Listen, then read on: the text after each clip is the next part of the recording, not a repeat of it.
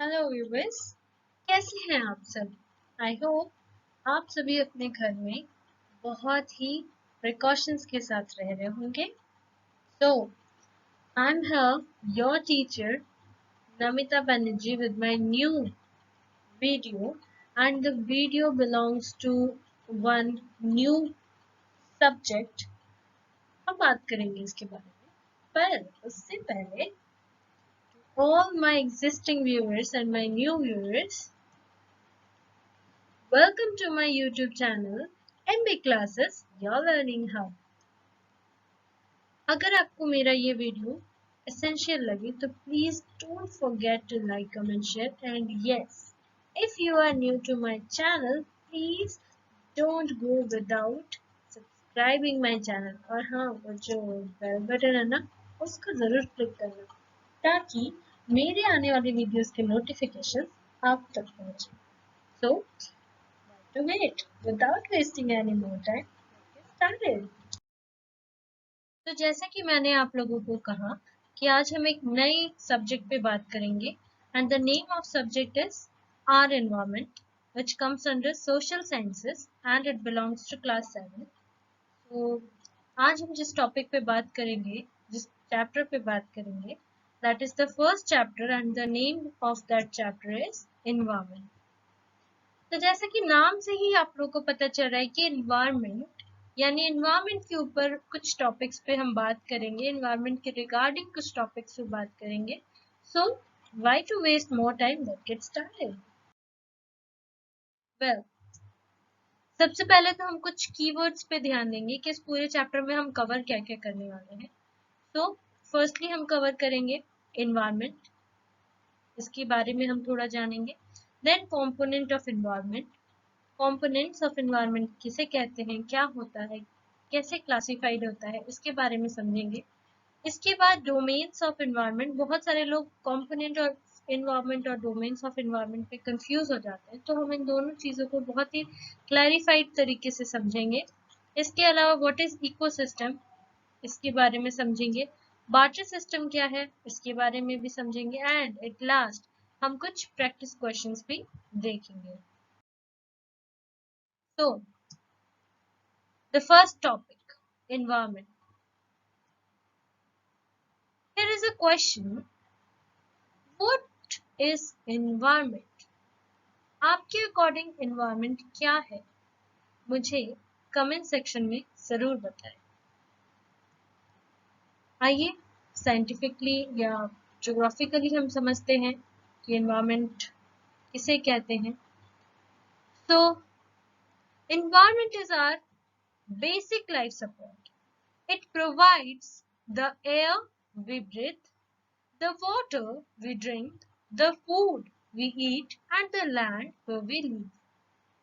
तो जैसा कि लिखा हुआ है and it is nothing big, तो ये बहुत ही आसान सा चीज है कि जो भी हमें लाइफ सपोर्टिंग सिस्टम में हेल्प करता है, no matter if it is air via which we can be able to breathe, the water via which our thirst overcomes, and food जिससे हम अपने एनर्जी को रिगेन करते हैं, या फिर द लैंड जहां हम रहते हैं या एग्रीकल्चर करते हैं, राइट।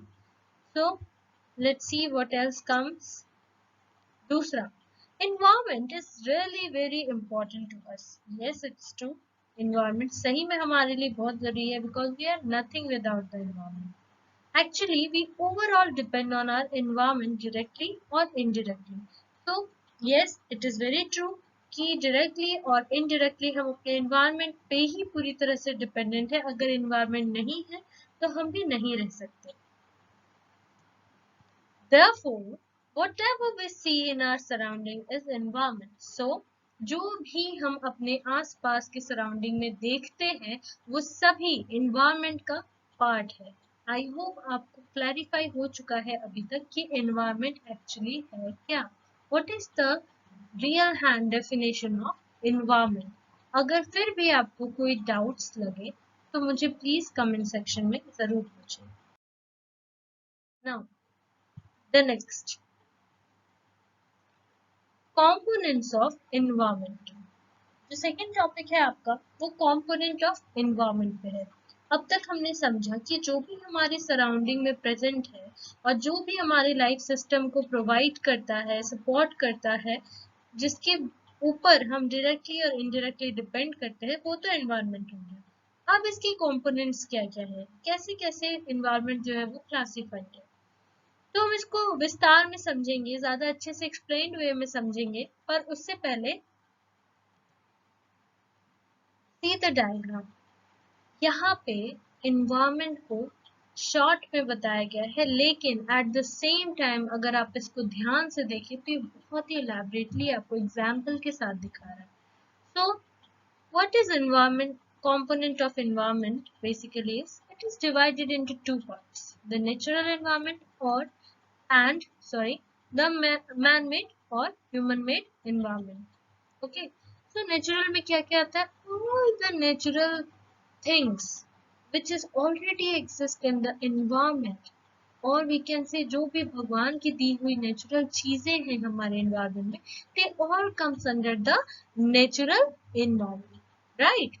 वैसे ही जितना भी एनवायरमेंट हमने खुद से क्रिएट किया है, जो भी हमने खुद से बनाया हुआ है हमारे ओन कंफर्ट्स के लिए, वो सारी चीजें आ जाते हैं मैन मेड एनवायरमेंट में।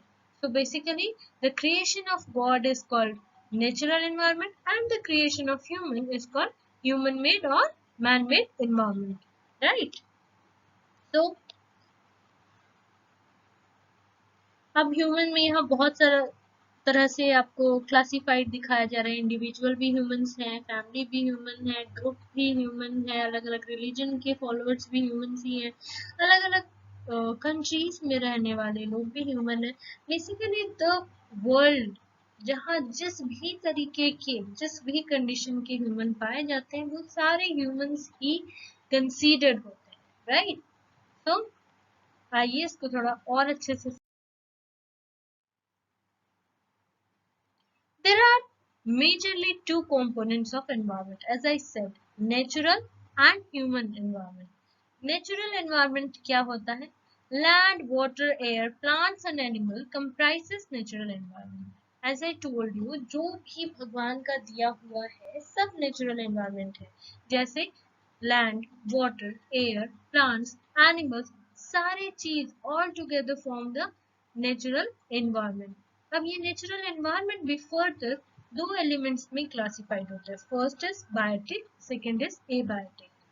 तो नेचुरल एनवायरनमेंट तो है, भगवान का दिया हुआ तो सब कुछ है, लेकिन यहाँ आपको समझना है कि कुछ चीजें भगवान ने दी है जो सांस ले सकते हैं, और कुछ चीजें भगवान ने दी है जो सांस नहीं ले सकते, but all the things are equally important to us, right? So जो सांसें ले सकते हैं, जो लिविंग ऑर्गेनिजम्स हैं, उसको हम बायोटिक एलिमेंट कहते हैं, जैसे plants, animal, micro organism and all that. और जो सांस नहीं ले सकते हैं, नॉन लिविंग ऑर्गेनिजम्स हैं, उसको हम एबायोटिक एलिमेंट्स में रखते हैं, like land, water, air and so. Now next is human environment. Human beings interact with the environment and modify it according to their needs. As I told you, एक हमारे पास environment है जो भगवान ने हमें क्रिएट करके दिया, और दूसरा एनवायरनमेंट हमारे पास है जो हमने खुद क्रिएट किया हमारे ओन सेटिस्फेक्शन के लिए, हमारे ओन लग्जरी के लिए, आई मस्ट से। सो जो भी चीजें हम एनवायरनमेंट से इंटरैक्ट करके उसको और मॉडिफाई करते हैं हमारे अपने नीड्स के लिए, the human beings interact with the environment and modify it according to their needs. So the thing is called man-made environment. जो भी environment उस वक्त क्रिएट किया जाता है, एग्जाम्पल जितने भी न्यू इन्वेंशंस है, जैसे भगवान ने हमें लैंड दिया, हमने लैंड पे क्या किया? बिल्डिंग्स बना दिए, उसमें हमने इंडस्ट्री खड़ी कर दी, हम कार बना दिए, हमने वॉशिंग मशीन बनाया, हमने ग्राइंडर मशीन बनाया, हमने फोन बनाया, टार्स बनाया, बहुत कुछ इन्वेंशन किया हमने, है ना? हमने चिड़िया को देखा तो हमने प्लेन बना दिया, हमने हेलीकॉप्टर बना दिया, ठीक है? तो बहुत सारी चीजें, बहुत सारे इन्वेंशन जो ह्यूमंस ने किए हैं अपने नीड को सेटिस्फाई करने के लिए, with the help of natural environment के साथ इंटरेक्ट करके, अब हम बिल्डिंग बनाए हैं तो कहाँ बनाए हैं, नेचुरल इन्वायरमेंट जो हमारे पास लैंड है उसी पे हमने खड़ा किया है, तो हमने नेचुरल इन्वायरमेंट के साथ ही इंटरेक्ट किया है, तभी हमने अपने इन्वेंशंस को एक हमारे पास जगह हो पाया रखने के लिए, right. So all these things which is created by humans is called human environment. I hope आपको ये चीज क्लियर हो गई होगी। तो come up with the new point. Now domains of environment. आइए समझते हैं अब domains of environment क्या होते हैं। See, domains of environment, first of all I'm wanting to share it with you all that जो भी domains of environment हमारे हैं, that is lithosphere, hydrosphere, atmosphere and biosphere, they are just related to the natural environment. Actually they are the part of natural environment only. There is nothing related with the human made environment, right? So now let's see what is lithosphere. जैसे कि हमने पढ़ा था अभी तुरंत कि natural environment comprises of land, air, water and all the life supporting system, right? So the land is nothing but the lithosphere. Okay, so lithosphere is the solid crust or the hard top layer of the earth. So it is, यहाँ से हमें क्या clarify हो रहा है कि it is the hard top layer of the earth. Yes it is hard, क्योंकि हम अगर कहीं भी देखें सॉइल या हमारे ग्राउंड को अगर देखें जो जिसमें ह्यूमन मेड रोड नहीं बना हुआ है, अगर हम कोई भी कच्चे रास्ते को देखेंगे तो it is not soft until and unless उसमें बारिश हुई होगी, वो मिट्टी बहुत हार्ड होता है and it is very hard, so it helps us to walk on it without any issue, without any trouble, right? So it is the solid crust or the hard top layer of the earth. So सबसे बड़ा और सबसे पहला जो hard layer होता है, that is the lithosphere.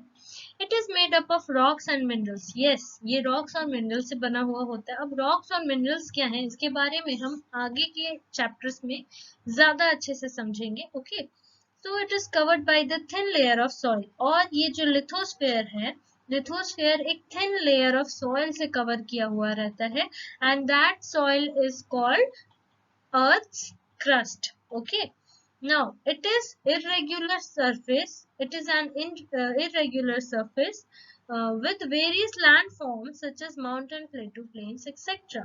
So यहाँ पे हमें क्या समझने को मिला कि ये इरेग्युलर सरफेस होता है। यस, अगर आप कहीं जाएंगे तो आपको एक जैसी मिट्टी, एक जैसा जमीन नहीं मिलेगा, तो ये दर्शाता है कि अलग अलग तरह के डिफरेंट फॉर्म्स ऑफ लैंड्स होते हैं, और लैंड्स में क्या क्या चीज हमें मिलता है, माउंटेन्स मिलते हैं जो कि लैंड में ही पाए जाते हैं, लिथोस्फेयर में ही पाए जाते हैं। प्लेटू होता है, प्लेन्स होता है। प्लेटू मतलब उबड़ खाबड़ जगह, प्लेन्स यानी जो समतल मिट्टी है, समतल जमीन है। अक्सर जो बाढ़ आता है वो ऐसी ही जगहों पे आता है जहाँ पे प्लेटू नहीं प्लेन वाली जमीन पाई जाती है। वहां पे पानी जो है वो ठहर जाता है, ठहरने की वजह से वहां पे बाढ़ आ जाता है, right. Now come to the next point, hydrosphere. Hydrosphere refers to the domain of water. So first domain is lithosphere, the domain of land. Second domain is the domain of water. So जितने भी तरह के water bodies हैं, चाहे वो pond हो, lake हो, sea हो, ocean हो, whatever, all they comes under hydrosphere. And what is the importance of hydrosphere? Hydrosphere का इम्पोर्टेंस यही है कि बहुत एसेंशियल है हमारे लिविंग के लिए। Okay fine, I left one topic and that is the importance of lithosphere. So lithosphere is very much important to us, क्योंकि अगर लिथोस्फेयर ही नहीं होगा तो हम कहाँ पे रहेंगे, कहाँ हमारे फॉरेस्ट या अदर एनिमल्स जो हैं, जो टेरेस्ट्रियल एनिमल्स है वो कहाँ एग्जिस्ट करेंगे, अदर जो हम हमारे फार्मर्स है वो कहाँ क्रॉप ग्रो करेंगे। तो everything we are depending on the land, and the land comprises under the lithosphere, right? So shelter के लिए, agriculture के लिए, forest के लिए, everything regarding the terrestrial part हमें lithosphere की जरूरत पड़ती है। Similarly, hydrosphere is essential for both the aquatic animals and plants and to the terrestrial plants and animals as well. So हमें पानी पीने के लिए, क्रॉप्स में देने के लिए, हाउस होल्ड वर्क्स के लिए, इंडस्ट्रियल वर्क्स के लिए, मतलब हर एक चीज के लिए हमें वाटर की जरूरत पड़ती है। सिमिलरली जो एक्वेटिक प्लांट्स एंड एनिमल है उनको भी ग्रो करने के लिए, सर्वाइव करने के लिए वाटर की जरूरत पड़ती है। सो yes, it is very important for all the living organisms. Now come to the next. The next is lithosphere. अब जब ठंडी का वक्त आता है तो कैसे हम लोग रजाई को पूरे अच्छे से अपने आप को रजाई से कवर कर लेते हैं, ले लेते हैं अपने बॉडी पे, राइट। ठीक उसी तरह ब्लैंकेट की तरह अर्थ को कवर किया हुआ है एटमॉस्फेयर। और इस एटमॉस्फेयर को, ताकि, क्योंकि देखो ये तो एयर है, it is made up of air only, ठीक है। तो एटमॉस्फेयर जो एयर है वो इतना हल्का है कि वो बहुत ही आसानी से इधर से उधर, उधर से इधर टू एंड फ्रो मूव कर सकता है, राइट।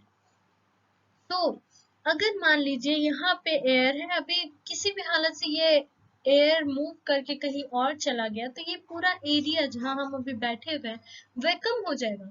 और जहाँ एयर नहीं है वहां ना सिर्फ हमें सांस लेने में प्रॉब्लम होगी, बल्कि हम एक दूसरे से कम्युनिकेट भी नहीं कर पाएंगे। Because if you are listening to my voice, this is because of the presence of air only. This comes under science. Science में हम इन चीजों को समझेंगे, इन चीजों को पढ़ेंगे। सो एयर को होल्ड करके रखता है ग्रेविटेशनल फोर्स जो अर्थ में ऑलरेडी प्रेजेंट रहता है। And what is its important, it protects us from harmful rays and scorching heat of the sun. ये ना सिर्फ हमें ऑक्सीजन प्रोवाइड करता है, बल्कि हमें जो हीट का, जो सनलाइट का हार्मफुल रेज है, the ozone layer is actually nothing but the atmosphere layer. So it is a thick layer actually. So यही चीज जो है, जैसे हमारे नॉस्ट्रल हेयर काम करते हैं प्यूरिफिकेशन का, जब हम सांस लेते हैं तो we take dust and so many kinds of harmful organism along with the oxygen, right. So हर चीज अगर अंदर चले जाए फिर तो हमारा जीना ही मुश्किल हो जाए। इसीलिए क्या होता है कि हमारे नोज में नॉस्ट्रल हेयर प्रेजेंट रहते हैं, जो कि प्यूरिफिकेशन का काम करते हैं। जो डस्ट है उसको बाहर ही रोक लेते हैं, जो इम्प्यूरिटीज है उसको बाहर ही रोक लेते हैं, और जो प्योर फॉर्म का ऑक्सीजन है उसको अपने बॉडी में जाने के लिए अलाउ करते हैं, ठीक है। ठीक उसी प्रकार जो एयर है वो भी हमें सन के हार्मफुल रेज से प्रोटेक्ट करता है। और इसके साथ साथ जो हीट है, अब देखो जब सूरज जो है, it is made up of hot gases, ठीक है। तो बहुत तरह के हॉट गैसेस के फॉर्मेशन से जब ये बना है, तो आप इससे अंदाजा लगा सकते हैं कि इसकी टेम्परेचर कितनी ज्यादा हाई होती होगी। तो अगर एयर ना रहे तो इसका टेम्परेचर हमें झुलसा सकता है, इसका टेम्परेचर हमें जला सकता है। तो स्क्राउचिंग हीट को भी प्रोटेक्ट हमारा एटमॉस्फेयर ही करता है, ठीक है। It consist of a number of gases, dust and water vapour, as I told you. ये ऑक्सीजन जो हम लेते हैं एयर से, इसमें सिर्फ ऑक्सीजन ही नहीं रहता है, बल्कि बहुत तरह के गैसेस, डस्ट और वाटर भी रहते हैं, वाटर वेपर भी रहते हैं, right. Now, the lithosphere, hydrosphere and atmosphere comes under the abiotic component of natural environment. ठीक है। और जो बायोस्फीयर है, आइए जानते हैं पहले कि ये क्या है। The plants and animal kingdom together makes the biosphere. Plant और एनिमल किंगडम एक साथ इकट्ठे इंटरेक्शन करे तो बायोस्फीयर का फॉर्मेशन होता है। It is otherwise known as the living world. Biosphere को लिविंग वर्ल्ड के नाम से भी जाना जाता है। It lies a narrow zone where air, water, land interacts with each other to support life. ये एक नैरो जोन को, नैरो जोन में एक्चुअली ये एग्जिस्ट करता है, जहाँ पे लैंड, वाटर, एयर आपस में इंटरैक्ट करते हैं ताकि हमें जीवन मिल सके। So it comes under the biotic element of natural environment, ठीक है। आई होप आपको ये टॉपिक जो है क्लियर हुआ होगा कि कंपोनेंट ऑफ एनवायरनमेंट क्या है और डोमेन ऑफ एनवायरनमेंट क्या है। सो आइए अब हम दूसरे टॉपिक्स पे जाते हैं। इन केस अगर आपको कुछ भी डाउट रहे, कुछ भी पूछना रहे, you are free and you are allowed to talk with me through the comment section, right? I will be very glad. So now see, ये है हमारा पूरा domains of environment. Domains of environment में बेसिकली जैसा कि आप देख सकते हैं, ये देखिए, this whole part is consist of atmosphere. Sky में जितने भी हमारे पास एयर है, सब सारा चीज एटमोस्फेयर के अंडर आता है। दिस होल पार्ट, जहाँ पे एनिमल्स भी हैं, एटमॉस्फेयर भी है, हाइड्रोस्फेयर भी है, लिथोस्फेयर भी है, सब कुछ इकट्ठे एक ही जगह है जहां लाइफ सपोर्टिंग सिस्टम बन रहा है।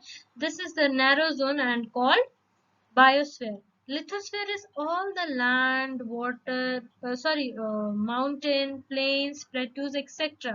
They all consist of the lithosphere, right? उसी तरह से जितने भी तरह के पानी है, यहाँ पे इतना पानी है, देखिए इधर इतना पानी है, जितना भी पानी वाला एलिमेंट है, सी, pond, river, lake, ocean, anything, they comprises under the hydrosphere. So यहाँ से हम क्लियर हो गए अपने चारों टर्म्स के बारे में, right? Now come to the next topic, that is ecosystem. अब तक हमने क्या पढ़ा? एनवायरनमेंट के बारे में, कंपोनेंट्स ऑफ एनवायरनमेंट के बारे में, डोमेन्स ऑफ एनवायरनमेंट के बारे में, और अब हम पढ़ने जा रहे हैं इकोसिस्टम के बारे में। तो आपके लिए इकोसिस्टम क्या है, मुझे कमेंट सेक्शन में जरूर बताएं। So now let's see what is ecosystem. Ecosystem is the system formed by the interaction of community of organisms with physical environment. देखिए, physical environment in the sense जहां हम लोग exist करते हैं, वहां जो interaction है, interaction of the community of organism, जैसे animals, microorganisms, humans, and anything which is made up of man-made or which is a natural environment. कोई भी चीज आपस में जब इंटरैक्ट करते हैं, ठीक है, तो वो इकोसिस्टम को फॉर्म करते हैं। It consist of the organism like plant, animal, microbes, etcetera, living in a particular area, as well as the non-living thing physical component of the environment with which the organism interacts, such as air, soil, water and sunlight.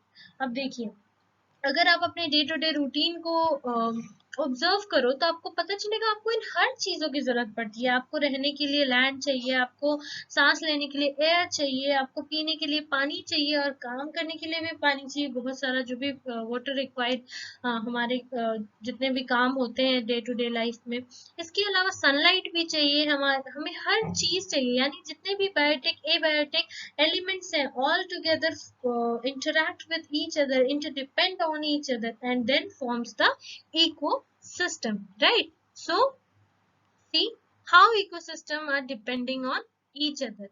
देखो, पहले अगर आप इस पूरे food chain को देखोगे तो आपको समझ में आएगा, ग्रासहोपर डिपेंड है ग्रास पे अपने सर्वाइवल के लिए। वैसे ही फ्रॉग जो है या माउस जो है वो ग्रासहोपर पे डिपेंड है अपने सर्वाइवल के लिए। सिमिलरली स्नेक जो है वो माउस पे या फ्रॉग पे डिपेंड है अपने सर्वाइवल के लिए। सिमिलरली हॉक्स जो है वो इन सब पे डिपेंड है अपने सर्वाइवल के लिए। तो आप देख सकते हो कैसे लिविंग थिंग्स, यहाँ तो सिर्फ लिविंग थिंग्स का ही दिखा रहा है, ऐसे ही नॉन लिविंग थिंग्स भी इसमें इंक्लूडेड हो सकते हैं। जैसे हम जो भी अपने डे टू डे लाइफ में ह्यूमन मेड इन्वायरमेंट का भी यूज करते हैं, उसका भी इंटरेक्शन होता है, जैसे नोट हो गया, या फिर जैसे नोट हो गया, या फिर कोई भी ऐसी चीजें हो गई जो हम यूज करते हैं अपने डे टू डे लाइफ में, ठीक है। तो all together forms the eco system. Come to the next. And the next topic is about barter system. तो देखिए, पहले के टाइम पे क्या हुआ करता था ना, हमारे पास अभी के टाइम पे तो भले ही नोट्स बहुत ज्यादा अवेलेबल है, नोट्स हैं, कॉइन्स हैं, ठीक है। सो पहले के टाइम पे ऐसा कुछ नहीं हुआ करता था।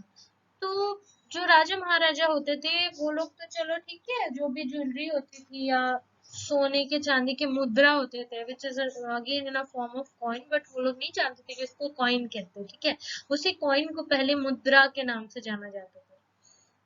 तो क्या होता था कि वो लोग तो खैर अपने चीजों के बदले कुछ पसंद आ गया, किसी का कोई गरीब है, कुछ सिंपैथी जा गई, कुछ भी कोई भी तरीके से जरूरत पड़े तो अपनी ज्वेलरी से उस चीज को एक्सचेंज कर लेते थे, या तो उनके सामान के बदले उनको देते थे या फिर किसी भी कारण से वो उनको देते थे, राइट। लेकिन क्या होता था कि गरीबों के घर में, ठीक है, अब गरीबों के घर तो इतना सोना चांदी ज्वेलरी है नहीं कि वो अब सबको यही बांटते फिर, राइट। सो वो लोग क्या करते थे, वो लोग सोचते थे कि हमें कोई भी सामान के बदले हम कुछ भी ऐसा जो हमारे पास अभी के वक्त में यूजफुल नहीं है हमारे लिए, उस चीज को हम ऐसे इंसान को दें जिनके काम की हो, और उसके बदले हम उस इंसान से कोई ऐसा चीज ले जो उनके काम की ना हो बट हमारे काम की हो, यानी द एक्सचेंज ऑफर। जैसे अभी भी बहुत तरह का आता है ना एक्सचेंज ऑफर, पुराना दो नया लो। तो ठीक है, इस तरह के एक्सचेंज ऑफर्स को ही बार्टर सिस्टम एक्चुअली कहा जाता है। आइए इसका डेफिनेशन देख लेते हैं। So the barter system is an old method of exchange. ये बहुत ही पुराना मेथड है जिसमें एक्सचेंज होता है सामान, ठीक है। This system has been used for centuries and long before money was invented. Money को इन्वेंट करने से पहले बहुत सेंचुरीज तक ये बहुत लंबा बार्टर सिस्टम चला था। People used to exchange the services and goods for other services and goods in return. उसमें क्या होता था कि लोग, या तो मेरे पास अगर गेहूं है और आपके पास अगर सब्जियां हैं तो हम उसको एक्सचेंज कर ले, या फिर आपसे अगर मैं सब्जी लूं तो बदले में अगर आपके घर खेती होती है तो खेती का काम मैं कर दूं। तो या तो मैं सर्विस देके एक्सचेंज करूं चीजों को, या फिर सामान के बदले सामान देके चीजों को एक्सचेंज करूं, right. So the history of barter system dated all the way back to 6000 BC, 6000 before Christ में। इतना पुराना, सोचिए इतना लंबा ये जो है हिस्ट्री है बार्टर सिस्टम की, ठीक है। Due to lack of money, barter comes popular in the 1930s during the great depression. क्यों? देखिए यहाँ पे हमें ये चीज पता चल रहा है कि क्योंकि अभी देखो जैसे हमारे पास मनी है, अगर हमें चाहिए तो चलो डोमिनोज का पिज्जा चाहिए 250 का अगर है तो हमारे पास 250 है, हम दे देंगे, ठीक है। नहीं है तो पेटीएम कर देंगे। ऐसे करके आज आज के टाइम पे बहुत तरह के इन्वेंशन हुए हैं, लेकिन उस टाइम पे इतना नहीं हुआ करता था। उस टाइम पे चीजों की बहुत वैल्यू हुआ करती थी। तो इसलिए काफी लोग डिप्रेशन में चले जाते थे कि हमारे पास कुछ है नहीं जिसके बदले हम उस रिक्वायर्ड सब्सटेंस को, जो हमें जरूरत है, उसको हम गेन कर सके। तो इसलिए लोग क्या करते थे, 1930 में इस चीज का इन्वेंशन किया था, और ये बहुत पॉपुलर भी हुआ था क्योंकि देखो, where there is need there is an invention, ठीक है। And where there is opportunity for that invention, the new things always arises.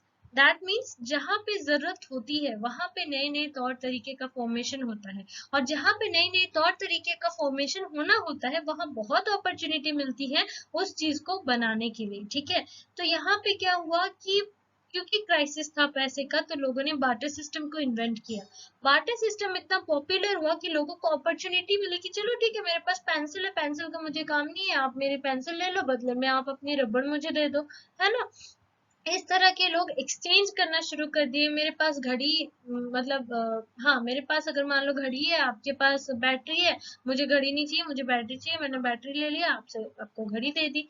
तो इस तरह की चीजों से वो क्या है ना, एक्सचेंज ऑफर, एक्सचेंज सर्विसेज करके अपना दिन गुजारा करने लगे, ठीक है।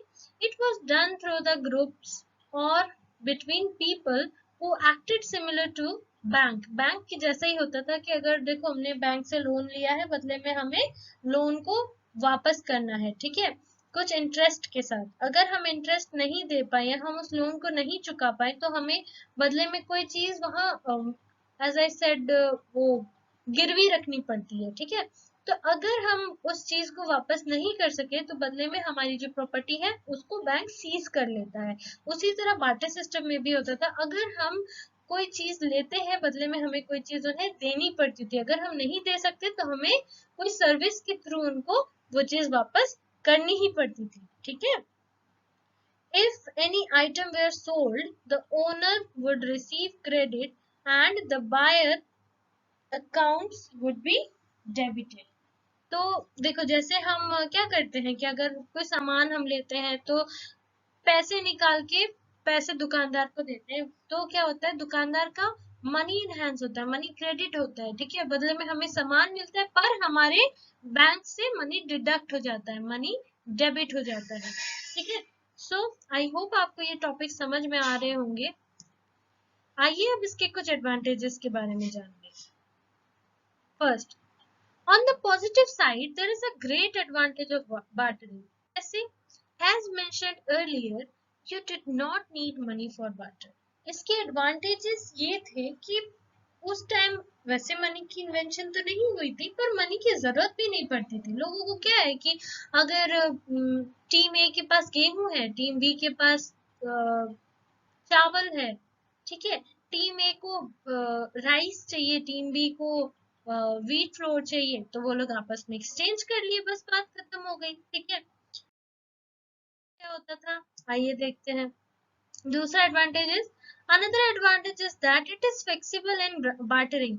ये फ्लेक्सिबल होता था, रिजिड नहीं होता था कि अब आपके पास अगर मान लो गेहूं नहीं है, कुछ और है, मान लो फ्रूट्स है, ठीक है, और मुझे आपसे राइस लेना है, तो बदले में मैं आपको फ्रूट्स नहीं दे सकती, मुझे आपको गेहूं ही ला के देना होगा। ऐसा नहीं था, जिसके पास जो अवेलेबल रहता था, अगर वो सामने वाले को रिक्वायर्ड है, तो वो लोग आपस में एक्सचेंज कर लेते थे, and that is the actually bartering system means. तो ये बहुत ही इजी होता था उनके लिए, कोई भी चीज अपने ट्रेड के अकॉर्डिंग वो एक्सचेंज कर लेते थे। अगर अभी के टाइम पे एग्जांपल हम ले, तो अगर किसी के पास टैब है, किसी के पास लैपटॉप है, दोनों ने आपस में एक्सचेंज कर लिया कि भाई तू मुझे टैब दे दे, मैं तुझे लैपटॉप दे देता हूँ। Okay, so the third one. The third one is, with bartering, two parties can get something they want or needed from each other without having any spend of money. बिना पैसे के खर्च के ही अपने अपने needs को लोग पूरा कर लेते हैं। Now, when there is a pros, there is cons too. Now, आइए अब हम जानते हैं कि इसके disadvantages क्या क्या हैं। So first, the other person does not have any proof or certification for that they are legitimate. Okay, and there is no consumer protection or warranties involved. Like अभी अगर हम पैसे के बदले कोई चीज खरीदें, मान लीजिए अगर हम गए हैं लैपटॉप खरीदने, राइट, सो लैपटॉप के बदले हमें एक वारंटी कार्ड दी जाती है, लैपटॉप के बदले हमें रसीद दी जाती है, रिसिप्ट दी जाती है कि चलिए ठीक है, आपने मेरी दुकान से लिया हुआ है, आपका इतना पैसा लगा है, एंड 1 ईयर 2 ईयर्स जितने भी टाइम का वारंटी है या गारंटी है, तो आप आके यहाँ पे मुझे क्लेम कर सकते हैं कोई भी डिफेक्ट अगर आए तो। लेकिन पहले के टाइम पे क्योंकि बार्टर सिस्टम होता था, तो यहाँ ऐसा कोई सर्टिफिकेशन का या कोई भी ऐसा लीगल प्रोटेक्शन नहीं दिया जाता था कंज्यूमर्स को। तो अगर मान लीजिए मेरे पास अगर उस टाइम के हिसाब से अगर देखा जाए, मेरे पास कोई रथ है, ठीक है, कोई ऐसा बैलगाड़ी है, आपके पास चक्का है, तो अगर मैंने आपको बैलगाड़ी दिया, तो इसमें कोई गारंटी नहीं है कि वो बैलगाड़ी अच्छी से ही रहेगी, और मुझे अगर कोई चक्के की जरूरत है और मैं अगर आपसे चक्का ले रही हूँ क्योंकि आपको चक्का बनाना आता है, तो इट डजेंट मीन कि वो चक्का जो होगा उसमें कोई फॉल्ट नहीं आएगा, वो बिल्कुल सही होगा। ठीक है, तो ऐसा कोई मतलब डेफिनेट प्रूफ हमारे पास नहीं हुआ करता था उस time. This means that services and goods you are exchanging may be exchanged for poor or defective items. Like what it says and it means is, जब मान लीजिए आप अगर किसी से कुछ ले रहे हैं, मान लो कोई भी गुड मैंने आपसे लिया, चावल की बोरी ही मान लीजिए मैंने आपसे ली, तो मुझे नहीं पता कि वो चावल की बोरी जो मैं खोलूंगी तो उससे अच्छे चावल के दाने ही बाहर आएंगे, हो सकता है स्पॉइल्ड वन भी आए, हो सकता है कि जो चावल की बोरी मैं आपसे ले रही हूँ आप ऑलरेडी किसी और से बहुत पहले ले चुके हो। ठीक है, so there is no history of such thing, तो इसी के पुअर और डिफेक्टिव चीजें आने की संभावना ज्यादा बनती थी। Now, the second one, this means that services and goods you are exchanging may be exchanged for poor or defective item. ऐसा भी हो सकता है कि अगर आपको कोई चीज पसंद आ रही है, आप कोई चीज ले रहे हो, अपनी नीड्स को पूरा करने के लिए ले रहे हो, तो वो आपकी नीड्स पे खड़ी उतरेगी, ऐसा जरूरी नहीं होता था उस टाइम पे, because you never know the product you are exchanging is the product you are taking as in good condition, right? सो जरूरी नहीं है कि वो गुड कंडीशन में ही हो, वो डिफेक्टिव भी हो सकता है, वो खराब भी हो सकता है। सो ऐसी चीजों की वजह से काफी प्रॉब्लम का सामना भी करना पड़ता था उस एरा के लोगों को। Now with this we finishes the chapter. आइए अब कुछ questions देख लेते हैं या practice questions. So the question number 1 is, what do you mean by environment? What are the components of environment? What are the domains of environment? Define ecosystem. Explain the barter system. So I hope आप ये practice questions करने के लायक हो चुके होंगे अभी तक, क्योंकि जैसा मुझे लगता है मैंने आपके टॉपिक्स को क्लियर किया होगा. But yes, if you have any doubts regarding any topic, you are free to ask me through the comment section. Okay, so thank you much for having with me in the throughout lecture. And yes, please don't forget to like, comment, share and subscribe, क्योंकि हमें भी बहुत efforts लगानी पड़ती हैं आप लोगों तक अच्छी वीडियोस, अच्छे कंटेंट के साथ लाने के लिए. So yes, if you see the effort, please don't go without subscribing. Thank you so much.